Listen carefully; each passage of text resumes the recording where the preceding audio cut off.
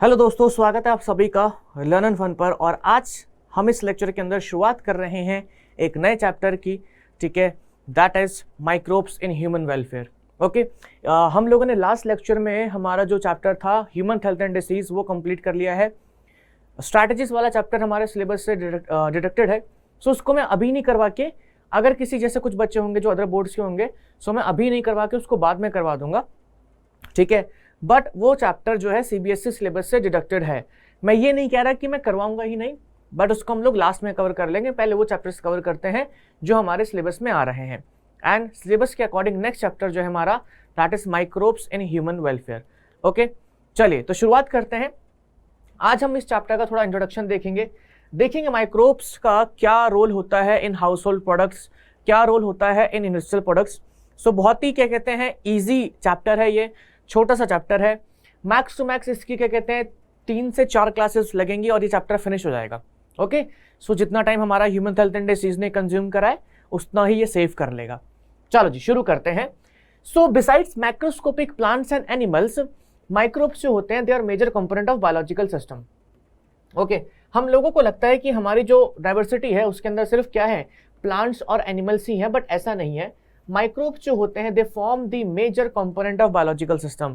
क्या बनाते हैं वो? Major component of biological system. हमारे एनवायरनमेंट के अंदर, मतलब मेरे को ऐसा लगता है कि प्लांट और एनिमल स्पीसीज से ज़्यादा माइक्रोब्स की, अब चाहे तुम उसमें बैक्टीरिया इंक्लूड कर लो, प्रोटोजोआन इंक्लूड कर लो, फंगाई इंक्लूड कर लो, वायरस इंक्लूड कर लो, उनकी कहीं ना कहीं ज़्यादा स्पीशीज होंगी या एग्जिस्ट भी करती हैं। ठीक है, सो माइक्रोब्स जो होते हैं they are major component of biological system. आप हवा की बात करेंगे उसमें माइक्रोब है, आप पानी की बात करेंगे उसके अंदर माइक्रोब है, आप लैंड की या सॉइल की बात करेंगे उसके अंदर माइक्रोब है, आप एक हॉट सल्फर स्प्रिंग्स जहाँ पे हमारे प्लांट ग्रो भी नहीं कर सकते वहाँ तक माइक्रोब्स हैं। सो माइक्रोब्स हर जगह प्रेजेंट होते हैं। Okay, they are omnipresent. हम लोग बैक्टीरिया के बारे में पढ़ते हैं कि वो ओमनी प्रेजेंट है, हर जगह प्रेजेंट है। ओके, चलो जी आगे चलते हैं। यहाँ पे हमने लिखा भी हुआ है कि माइक्रोब्स जो हैं दे आर ओमनी प्रेजेंट, यानी कि दे आर प्रेजेंट एवरीवेयर।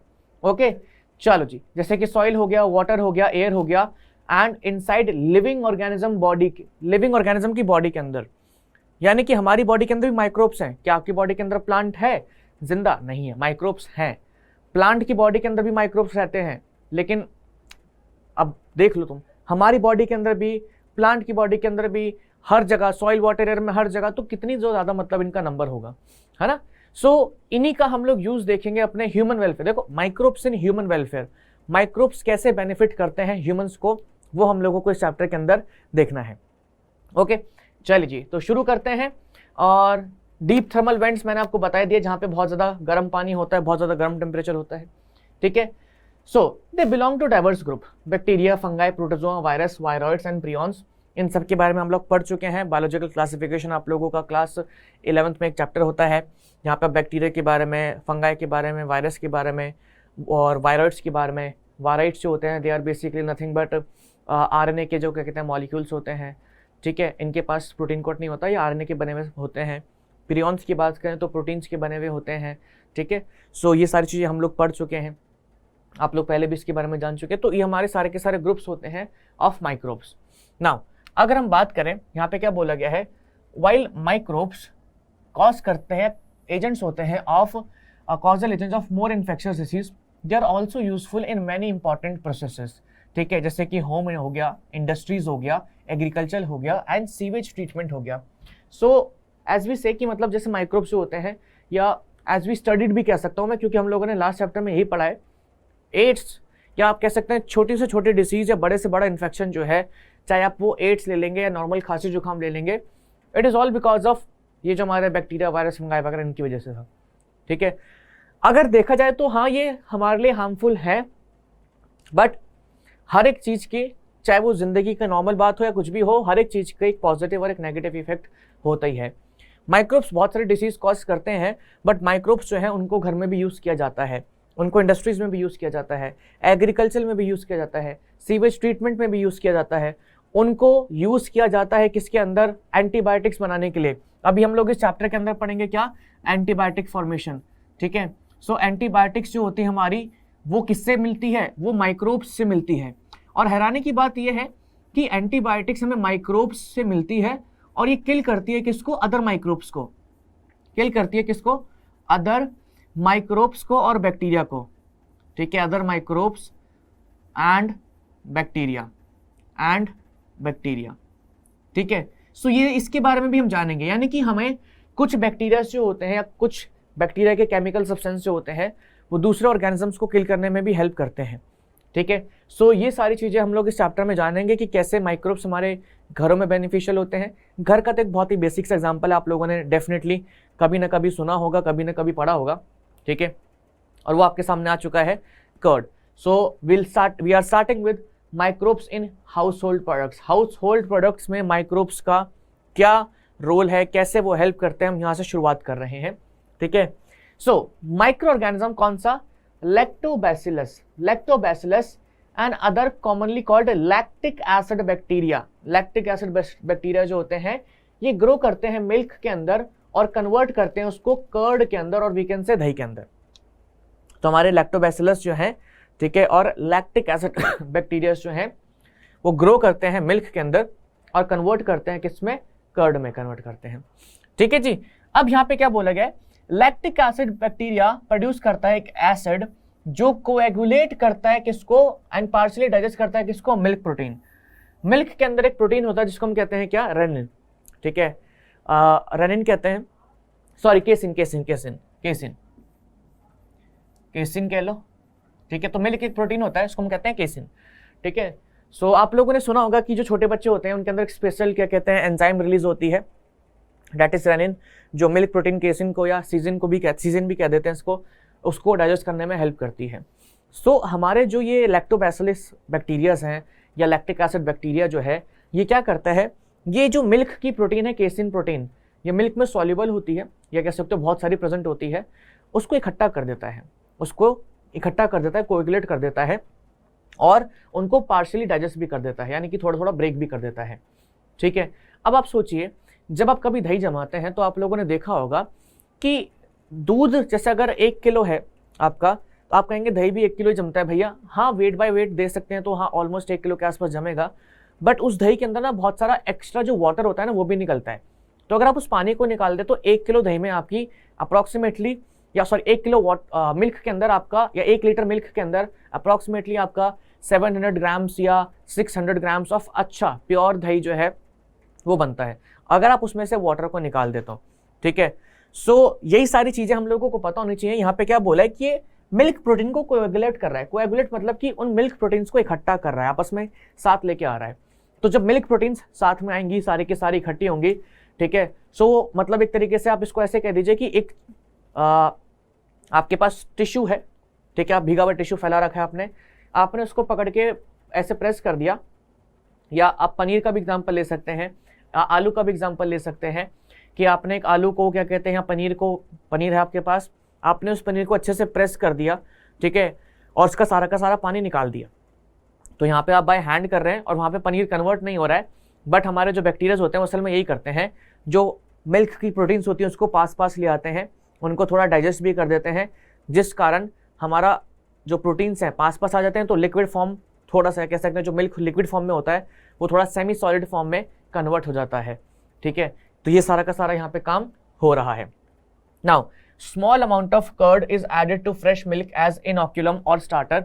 कभी कभी जब मम्मी दही जमाती हैं, सो मम्मी कहती हैं कि जाओ पड़ोस वाली आंटी से ज़रा दही ले आइए, ठीक है, और अगर क्या कहते हैं वहाँ पे पड़ोस में अच्छी कन्या होती है तो आप भागे भागे जाते हैं, तो आप मम्मी को कहेंगे मम्मी आज भी दही जमा लो, ठीक है। क्यों? क्योंकि पड़ोस वाली आंटी से दही मांगने का मन करेगा, ठीक है, क्योंकि वहाँ पे सुंदर सी कन्या है तो उनको भी देख लेंगे साथ में।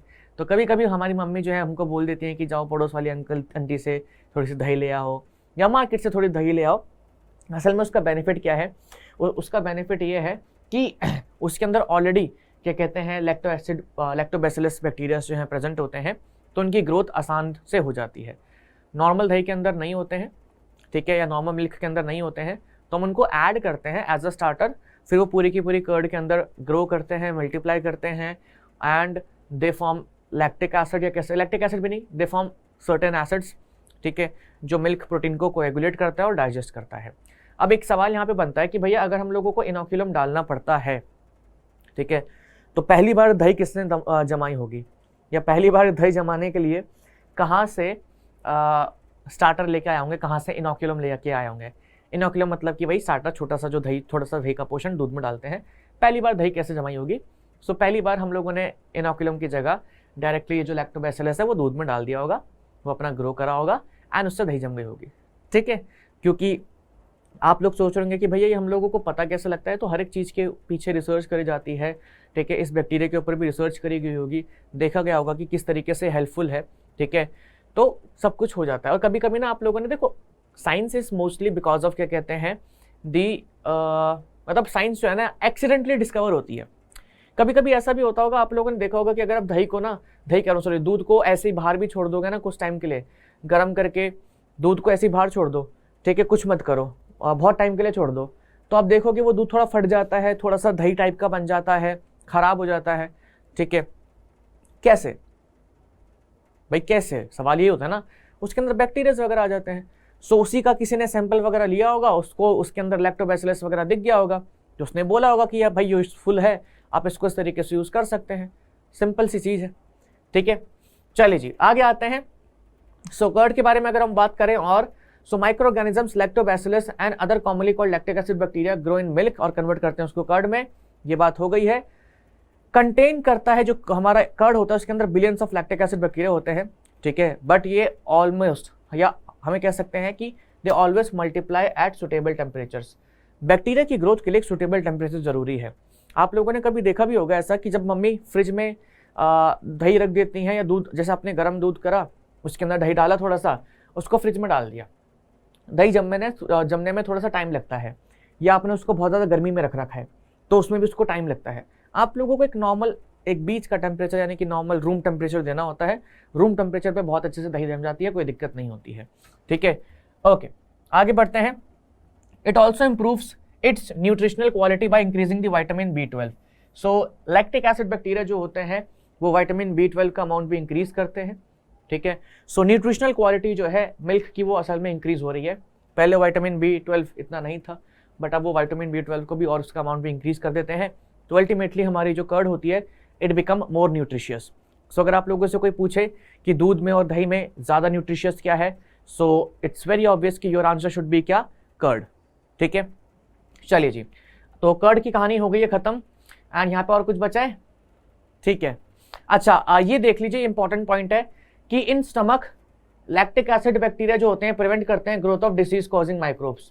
ठीक है, अब आप कहोगे कि भैया हमारे जो स्टमक जो होता है उसके अंदर तो एसिड होता है, तो वहाँ पे तो मर जाना चाहिए। ठीक है, देखो स्टमक के एसिड से सारे के सारे बैक्टीरियाज नहीं मरते, क्योंकि अगर मरते तो हमारे इंटेस्टाइन के अंदर कैसे ही पहुँचते। तो कुछ कुछ बैक्टीरियाज जो होते हैं उनकी वॉल्स या उनकी सेल वॉल बहुत थिक होती है, तो वो हमारे नहीं मरते हैं बिकॉज ऑफ स्टमक एसिड।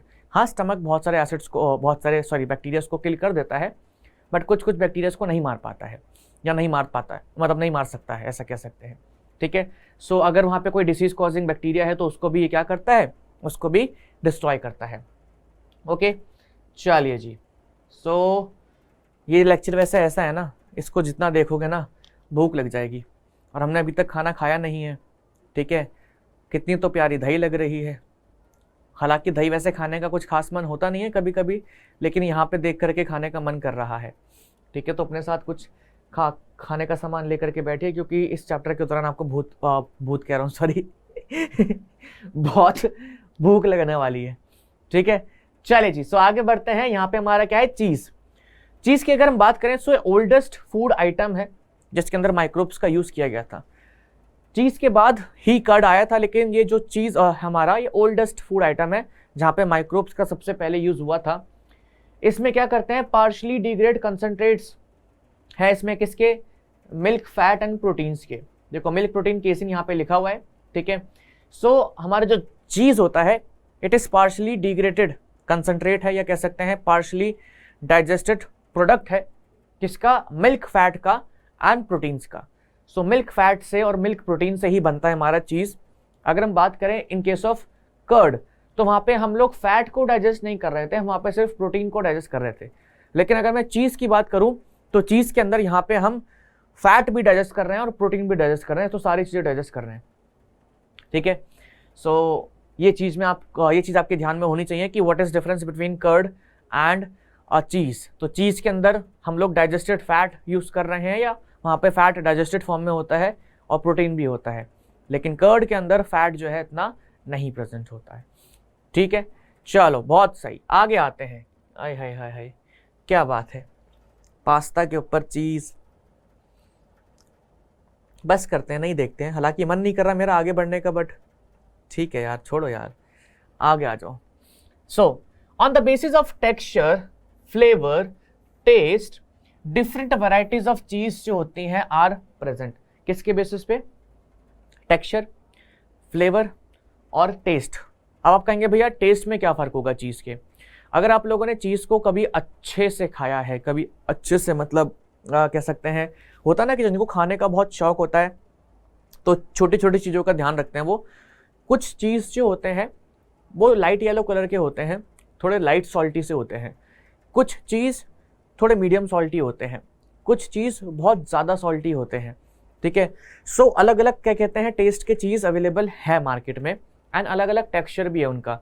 कुछ लाइट येलो हैं, कुछ मीडियम येलो हैं, कुछ डार्क येलो हैं। ठीक है, सो अलग अलग फ्लेवर भी आता है। तो टेस्ट की बात कर रहे हैं, फ्लेवर भी उसका अलग अलग आता है। यानी कि जैसे आप लोग ऐसा भी समझ लीजिए कि आप एक सब्जी बना रहे हैं, ठीक है, उसको आप आधे आधे पार्ट में डिवाइड कर लो, दोनों के ऊपर अलग अलग क्या कहते हैं फ्लेवर ऑफ चीज़ डालो, सो आपको इस सेम ही सब्जी में कुछ अलग टेस्ट आएगा, और इस वाली सब्जी जिसमें आपने या सेम ही सब्जी है बट चीज़ अलग यूज़ करा है, अलग फ्लेवर का यूज़ करा है, तो उसमें अलग टेस्ट आएगा। ऐसे भी चीज़ मार्केट में एग्जिस्ट करते हैं। ठीक है, large Swiss cheese ripened with the help of propionibacterium shermanii. ठीक है, सो ये एक स्विच चीज़ है, इसको बनाया जाता है with help of bacterium propionibacterium shermanii. ठीक है, या शार्मानी। नाम याद करना थोड़ा सा मुश्किल होता है, आई नो, बट करने पड़ेंगे जो कि एग्जाम में आते हैं। ठीक है, सो नाम तो याद करने ही पड़ेंगे भाई। देखो इसके लिए मैं मतलब वो नहीं करूँगा कि मत पढ़ो। ठीक है, ऐसे हमारी डिफरेंट टाइप ऑफ चीज़ होती हैं। रॉकफोर्ट चीज़ होती है, एंड उसके बाद कैम्बरबर्ट चीज़ होती है, कैम्बर्ट चीज़। तो यहाँ पे देख सकते हैं पेनिसिलियम कैम्बर्टी एंड पेनिसिलियम रॉकीफोर्टी। सो इनको तो याद करने में कोई दिक्कत नहीं है। रॉकीफोर्ट चीज़, पेनिसिलियम रॉकीफोर्ट, कैम्बर्ट चीज़, पेनिसिलियम कैम्बर्टी। बस ये हमारा कि स्विस चीज़ जो है हमारा, ठीक है, उसको कौन करता है? प्रोपिनोई बैक्टीरियम शार्मानी। अच्छा, लार्ज होल्स होते हैं स्विस चीज़ के अंदर। कभी कभी सवाल पूछ लेते हैं कि ये चीज़ वगैरह जब बनती है, हम लोग ब्रेड में भी देखते हैं, ब्रेड के अंदर चलो छोटे होल्स होते हैं, बट इस चीज़ के अंदर ये होल्स क्यों होते हैं? असल में ये जो बैक्टीरियाज है ना, ठीक है, प्रोपिनोई बैक्टीरियम शार्मानी जो हमारा ये बैक्टीरियम है, ये असल में क्या करता है? एनारोबिक रेस्पिरेशन करता है। सो एनारोबिक जब ये रेस्पिरेशन करता है तो वहाँ पे CO2 रिलीज होता है, एंड CO2 रिलीज होने की वजह से ये बड़े बड़े होल्स जो होते हैं वो चीज़ में बन जाते हैं। जितना ज़्यादा अमाउंट ऑफ CO2 बनेगा उतना ही ज़्यादा अमाउंट ऑफ उतने ही ज़्यादा बड़े होल्स बनेंगे। जितना कम CO2 रिलीज होगा उतने ही कम होल्स बनेंगे चीज़ के अंदर। ठीक है, नाउ अब यहाँ पे देखेंगे पेनिसिलियम और पेनिसिलियम। ये जो पेनिसिलियम हमारे दीज बोथ आर फंगाई। ये किससे बिलोंग करते हैं? फंगाई से बिलोंग करते हैं।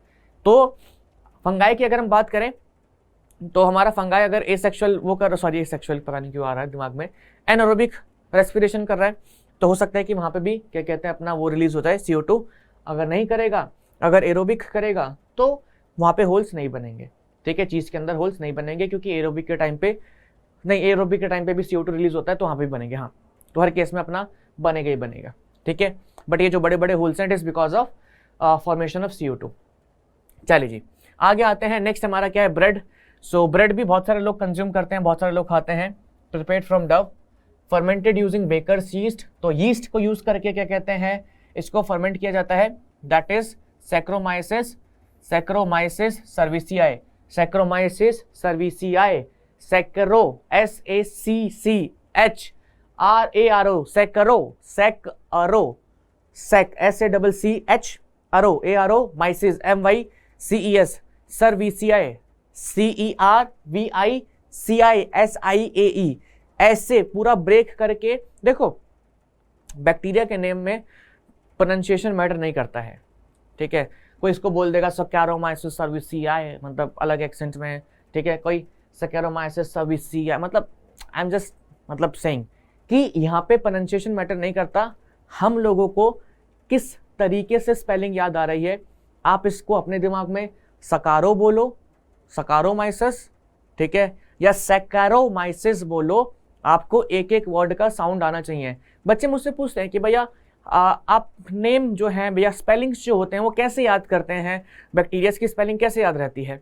सी, हम लोग 11th क्लास से लेकर 12th क्लास तक पता नहीं कितने आगे आई गेस 200-300 माइक्रोब्स के बारे में पढ़ते हैं टोटल अगर बात करें तो, या प्लांट और एनिमल्स का नेम भी मिला ले तो 200-300 के आसपास, ये मिनिमम कह रहा हूं मैं, हो सकता है इससे ज़्यादा भी हम लोग पढ़ते हों, ठीक है। Biological classification, plant kingdom, animal kingdom, वहीं पे मेरे ख्याल से ना इन्हीं 3-4 चैप्टर में 150-200 के आसपास नाम है, बाकी पूरी बुक्स में तो अलग। याद कैसे करूं मैं, अब स्पेलिंग कैसे याद करूं, हर किसी को लिख करके प्रैक्टिस करूं 5-5 बारी छोटे बच्चों की तरह? नहीं, जिस तरीके से आप प्रोनाउंस कर रहे हैं उसी तरीके से आपको स्पेलिंग याद करनी पड़ेगी।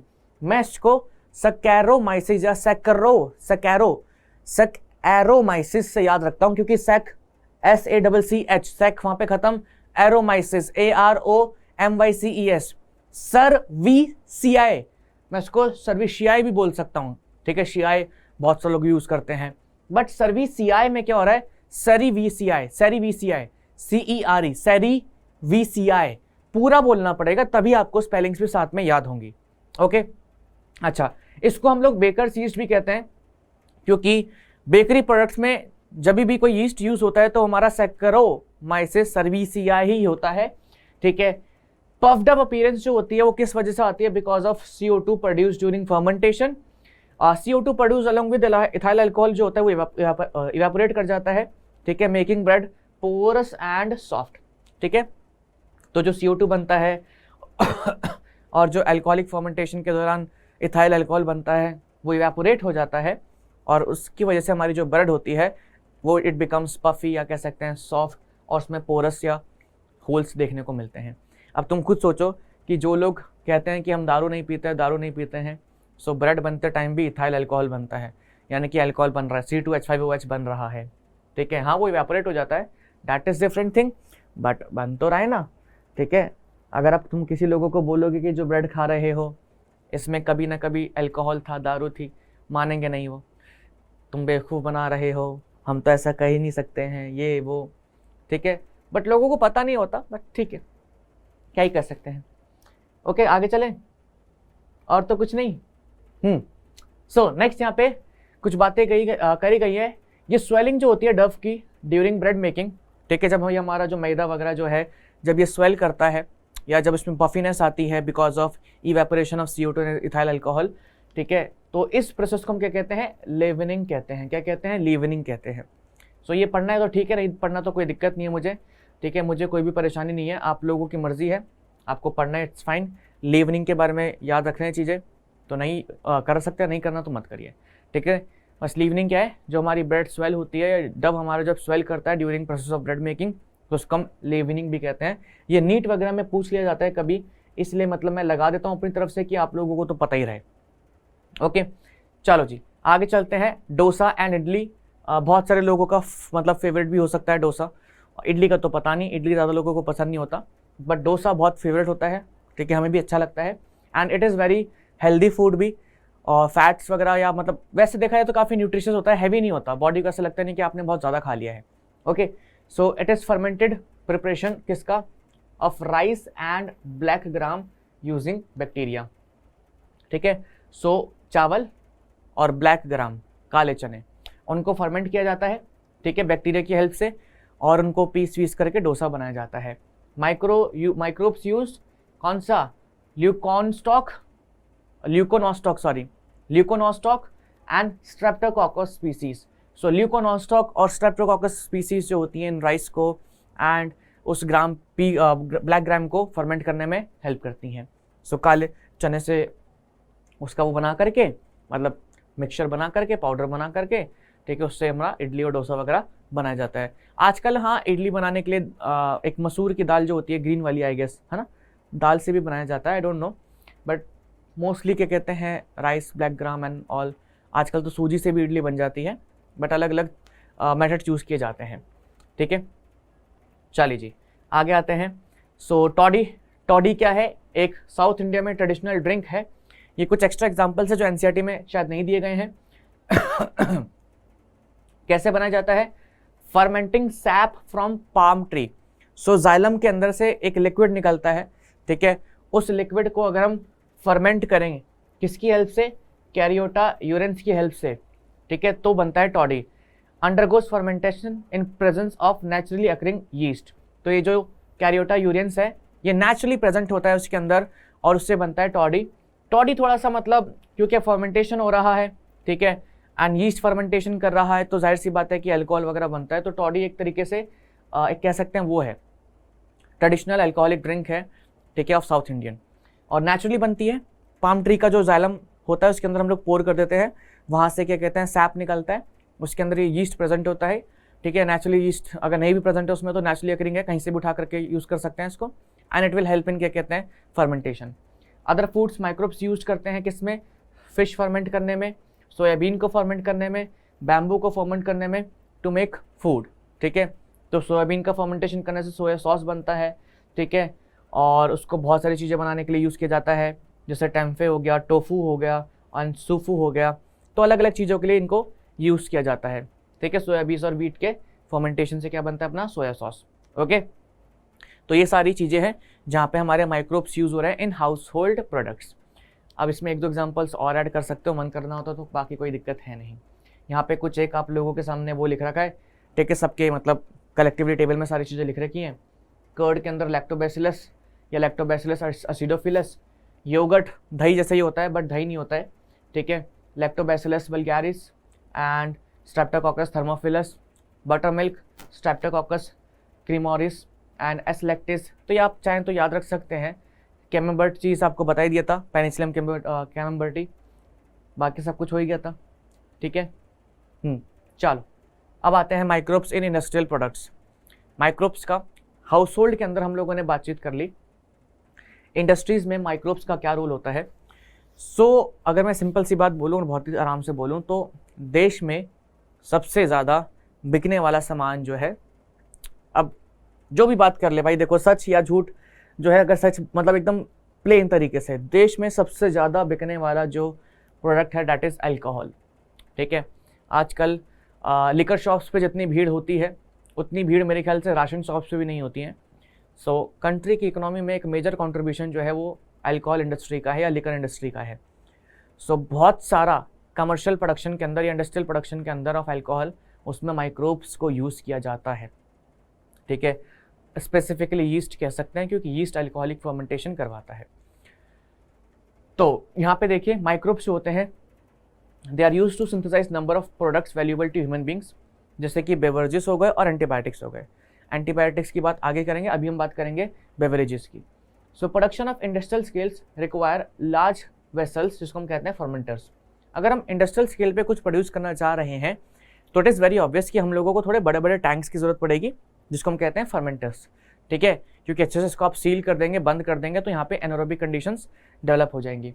यहाँ पे आप देख सकते हैं fermented beverages, yeast species use करते हैं हम लोग अल्कोहलिक फर्मेंटेशन में, जैसे कि सैक्रोमाइसिस सर्विसियाई, इसको बेकर्स यीस्ट भी बोलते हैं और इसको ब्रीवर्स यीस्ट भी कहते हैं, क्योंकि दोनों जगह यूज हो रहा है ना, बेकिंग में भी यूज़ हो रहा है एंड ब्रूइंग में भी यूज़ हो रहा है। ब्रूइंग यानी कि मतलब अल्कोहल बनाना या बियर वगैरह बनाने में भी यूज़ होता है ये, ठीक है। एस एलिप्सॉइडेस या सैक्रोमाइसिस एलिप्सॉइडेंस वाइन यीस्ट, क्योंकि वाइन बनाने में हेल्प करता है। एस पायरिफॉर्मिस जिंजर बियर या एल यीस्ट, क्योंकि बियर बनाने में यूज़ होता है। इसका जो टेस्ट आता है वो थोड़ा जिंजर की तरह आता है, जब बियर जो बनती है उसका हल्का सा जिंजर टेस्ट आता है तो उसको हम जिंजर बियर भी कहते हैं, ठीक है। नाउ या जिंजर बियर यीस्ट या slash ale yeast. Now malted cereals, molasses, fruit juices produce करते हैं इथेनॉल बाय फर्मेंटेशन। अब आप लोग इथेनॉल बनाने के लिए आप सिंपली कह सकते हैं अल्कोहल बनाने के लिए डिफरेंट चीज़ें यूज़ कर सकते हैं, जैसे कि सीरियल्स हो गया, मोलासेस हो गया, ठीक है, फ्रूट जूस हो गए, और कभी कभी मतलब अब यहाँ पे फ्रूट जूस लिखा है, फ्रूट जूस में यानी कि ग्रेप्स को ले लिया, ठीक है, ग्रेप्स को सुखा कर भी क्या कहते हैं फर्मेंट करके भी क्या बनती है, मतलब वो बनती है क्या कहते हैं अपना अल्कोहलिक ड्रिंक्स बनती हैं। पोटैटो यहाँ पे नहीं लिखा है, पोटैटो से वोडका बनता है। वो वेजिटेबल्स का भी यूज़ किया जा सकता है, बस द थिंग इज दैट कि आप लोगों को माइक्रोब्स तो यूज़ करने ही पड़ेंगे, ठीक है। अब fermented beverage depending upon type of raw material used, ठीक है, for fermentation and types of processing different type of alcoholic drinks जो होती हैं दे आर ऑब्टेन्ड। आप कैसा रॉ मटेरियल यूज़ कर रहे हैं और किस तरीके से आप उसका प्रोसेसिंग कर रहे हैं, हमारे डिफरेंट टाइप ऑफ क्या कहते हैं ड्रिंक्स होते हैं। मेरे को ज़्यादा नहीं पता, जैसे कि मेरे को ये पता है कि यार अगर वोडका की बात करें, जैसे मैंने अभी भी एग्जांपल दिया था, तो वो पोटैटो से बनाई जाती है, ठीक है। विस्की वगैरह होती है जो आई गेस वो फ्रूट्स वगैरह से बनाई जाती है, एप्पल्स या आई गेस ग्रेप्स वगैरह से बनाई जाती है। बियर की बात करें जाए तो वो आई गेस सीरियल्स वगैरह से, माल्टेड सीरियल्स वगैरह से, व्हीट वगैरह से बनाई जाती है। दैट्स ऑल आई नो, ठीक है। तो अलग अलग क्या कहते हैं रॉ मटेरियल्स को अगर आप फर्मेंट करते हैं तो अलग अलग तरीके की ड्रिंक्स बनती हैं, एंड अभी प्रोसेसिंग के बेसिस पे भी डिपेंड करता है। जैसे कि यहाँ पे देखिए, wine and beer are produce without distillation, ठीक है, तो उसमें लो अल्कोहल कंसंट्रेशन होता है। अब पहली बात तो सवाल ये आ रहा होगा कि भैया डिस्टिलेशन है क्या। आप लोगों ने अपनी क्लासेस के अंदर केमिस्ट्री में एक्सपेरिमेंट पढ़ा होगा, स्टीम डिस्टिलेशन एंड ऑल। यहाँ पे हम क्या करते हैं, जैसे मान लो आपके पास कोई लिक्विड आया, आपने उस लिक्विड को यहाँ पे रख दिया, डिस्टिलेटिंग फ्लास्क में डाल दिया, नीचे बर्नर लगा दिया। अब इसके वेपर्स जाएंगे ऊपर की तरफ, यहाँ पे ऊपर से बंद है, कुछ वेपर्स इसके जाएंगे इधर की तरफ इस ट्यूब में। अब इस ट्यूब में वेपर्स जाएंगे, यहाँ पे कंडेंसर लगा रखा है, ठीक है। या आप इसको ऐसा कह सकते हैं कि देखो दो चीज़ें होंगी, क्या चीज़ें ये होंगी, इस अगर हम बात करें यहाँ पे इस केस में, यहाँ पे जो आपको ये लिक्विड दिख रहा है इस डिस्टिलेटिंग फ्लास्क के अंदर, तो यहाँ पे मान लो मैंने कोई अल्कोहलिक ड्रिंक बनाई थी, वो डाली मैंने इसमें।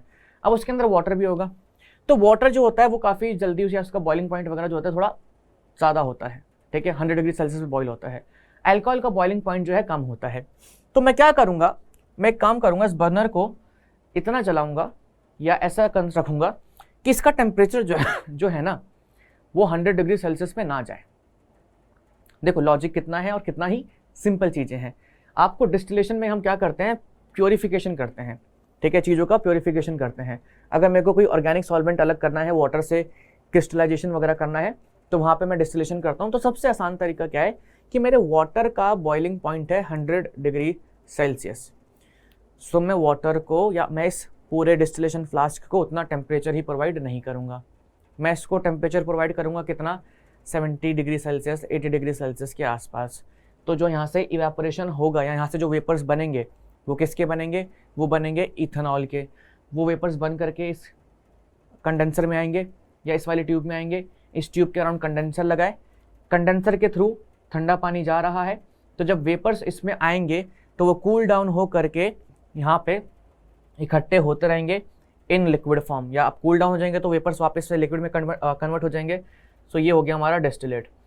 जो डिस्टिलेशन से अल्कोहल बनता है, जो अल्कोहल्स डिस्टिलेशन से बनते हैं वो काफ़ी प्योर होते हैं, ठीक है, और इनके अंदर अल्कोहलिक कंटेंट जो है, अल्कोहलिक कंटेंट जो है वो बहुत ज़्यादा होता है, बहुत ज़्यादा होता है। अभी मैं एक टेबल भी दिखाऊंगा, लेकिन आप पीछे देख लीजिए, wine and beer are produce without distillation. यहाँ पे हम लोग डिस्टिलेशन नहीं करते, तो वाइन एंड बियर्स जो होती हैं उनके अंदर अल्कोहलिक कंटेंट कम होता है। वहीं पे अगर हम बात करें किसकी, विस्की, ब्रांडी और रम की, so they are produce by distillation, ठीक है, ऑफ फर्मेंटेड ब्रॉथ या हाई अल्कोहल कंसंट्रेशन होता है। सो हमारा जो विस्की, ब्रांडी, रम जो होता है इसमें डिस्टिलेशन हो रहा है, पूरा प्योरीफिकेशन हो रहा है, वाटर को हटा दिया गया है, सो अल्कोहलिक कंटेंट इसके अंदर ज़्यादा रहता है, ठीक है। सो यहाँ पे मतलब ज़्यादा अल्कोहल है, सो ये बॉडी को ज़्यादा अफेक्ट करता है, ओके। लेकिन वाइन और बियर जो है उसके अंदर कम है, तो थोड़ा कम हार्मफुल है। The concentration of alcohol in beverages that are naturally fermented is usually less and high in distilled alcohols. So बात वही लिखी हुई है कि जो नेचुरली फर्मेंट हो रही है उसके अंदर कम होगा, अगर आप उसको डिस्टिल कर रहे हैं, डिस्टिलेट कर रहे हैं, तो उसमें ज़्यादा होगा। और यहाँ पे आप देख भी सकते हैं कि आपका ये रहा बियर एंड वाइन, तो उसके अंदर अल्कोहल कंटेंट जो होता है 3 to 6%, 9 to 12%। बाकी ये रहा whisky, brandy, rum, gin and vodka, ठीक है, इन सब के अंदर आप अल्कोहलिक कंटेंट देख सकते हैं 50%, 60 to 70%, 40%, 60 to 80%। वोडका के अंदर और ब्रांडी के अंदर अल्कोहलिक कंटेंट बहुत ज़्यादा होता है, ठीक है। एंड यहाँ पे इनका रॉ मटेरियल भी दे रखा है। बियर जो होती है माल्ट से बनती है या बार्ले वगैरह से, वाइन फ्रूट जूसेस से बनती है, विस्की सीरियल्स से बनती है, ब्रांडी भी फ्रूट जूसेस से बनती है, रम मोलासेस से, जिन माल्ट से, राई माल्ट से, ठीक है, वोडका पोटैटो से, जो मैंने आपको बताया था, ओके। चलिए जी आगे चलें।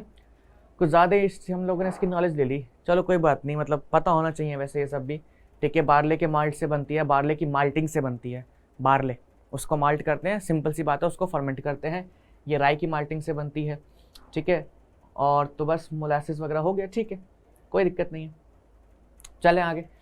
ओके, सो बाकी ये एंटीबायोटिक्स वगैरह वाला पोर्शन है, ठीक है, ये भी हम लोगों को कवर करना है। It is also a very important contribution of microbes in industries, क्योंकि बहुत सारे लोगों को बहुत डिसीज़ होती हैं एंड उनको हम एंटीबायोटिक्स ही देते हैं जिससे वो ट्रीट होते हैं, एंड कहीं ना कहीं they are all obtained from bacteria, ठीक है। सो यहाँ पे हमारे एक साइंटिस्ट थे अलेक्जेंडर फ्लेमिंग, इन्होंने सबसे पहले एंटीबायोटिक्स के ऊपर काम वाम किया था। सो इनके बारे में अच्छे तरीके से हम लोग डिस्कशन करेंगे कि हाउ इट ऑल स्टार्टेड, या किस तरीके से डिस्कवरी हुई, क्या सारी चीज़ें, ठीक है। एंड फ्लेमिंग को देख सकते हैं यहाँ पे नोबेल प्राइज़ वगैरह भी मिला था। सो ये सब कुछ हम लोग डिस्कस करेंगे अपने आने वाले लेक्चर्स के अंदर। अभी आते हैं हम लोग क्विज के ऊपर।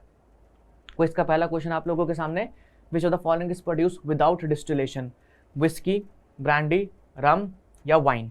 विदाउट डिस्टिलेशन, दो ही चीज़ें थी या दो ही जैसी ड्रिंक्स थी जो विदाउट डिस्टिलेशन बनाई जा रही थी, ठीक है, विस्की, ब्रांडी, रम या वाइन। सो क्या करेक्ट आंसर होगा यहाँ पे हमारा।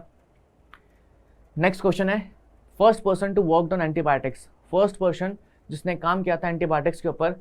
सो Alexander Stephens, Alexander Fleming and Alexander White और अलेक्जेंडर क्रिक, ठीक है। कौन थे हमारे पहले साइंटिस्ट जिन्होंने एंटीबायोटिक्स के ऊपर काम किया था। ओके, चलो फर्स्ट क्वेश्चन पे आते हैं। सो फर्स्ट क्वेश्चन यहाँ पे हमारा कौन सा होगा करेक्ट चॉइस। वाइन और बियर जो होती हैं ये विदाउट डिस्टिलेशन बनाई जाती हैं, ठीक है जी। First person worked on antibiotics वो कौन थे हमारे, वो थे बेसिकली अलेक्जेंडर फ्लेमिंग, अभी जस्ट बताया था मैंने। जो नेक्स्ट क्लास होगी उसके अंदर हम लोग एंटीबायोटिक्स के बारे में बात करेंगे और कुछ हमारे फिर बायो कंट्रोल एजेंट्स एंड बाकी सारी चीज़ें होंगी, ठीक है, या बायो एक्टिव मॉलिक्यूल्स, वो सब कुछ हम लोग देख लेंगे। सो नेक्स्ट लेक्चर में हम लोग ये ख़त्म कर देंगे, ठीक है। और फिर लास्ट लेक्चर होगा उसके अंदर हम लोग सीवेज ट्रीटमेंट पूरा का पूरा कंप्लीट कर देंगे। 3 लेक्चर्स के अंदर चैप्टर फिनिश। और अगर इंपॉर्टेंट लगा मुझे तो एक लेक्चर के अंदर मैं एनसीईआरटी डिस्कशन करवा दूंगा, ठीक है जी। सो मिलते हैं आप लोगों से नेक्स्ट लेक्चर में, तब तक के लिए अपना ध्यान रखिए। Bye bye and thank you so much.